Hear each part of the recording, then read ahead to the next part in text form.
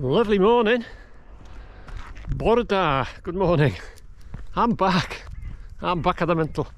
40 years of documenting this place, and I've said it once and I'll say it again, I'm not going to stop anytime soon.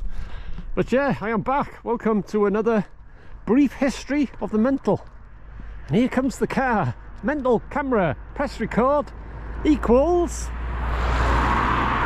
a car. Works every time.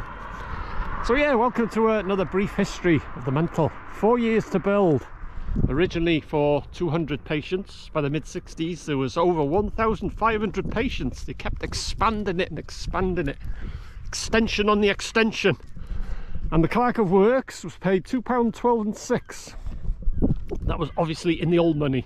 But what about the tradesmen, the skilled tradesmen, the actual workers? They'd have stonemasons, carpenters, plumbers, electricians. They were paid between 8 pence and 5 bob a day. Now a bob was a shilling, and a shilling was 12 pennies, because in them days there was 240 pennies in a pound, and that's what they were paid, between 8 pence and 5 bob, which 5 shillings was just 60 pence. That was a day.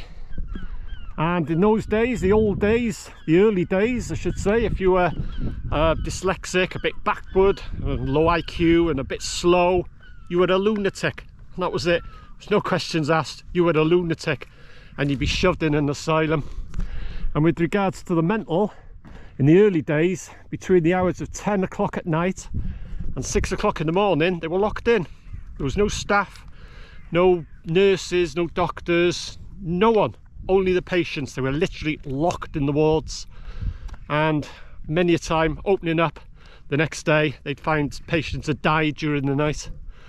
And the chapel, the original chapel, was above the front door, but it was deemed too small, so they built another chapel at the back of the morgue, behind the morgue, which could accommodate 200 people. And as I said, patients did die at the hospital, but no patients were buried in the grounds of the hospital. They were buried way over the other side of Denbigh at St Marcella and Denbigh Cemetery. So that's it. Another brief history of the mental. 40 years of documenting this place, and I ain't going to stop anytime soon. So thanks for watching, and I'll be back.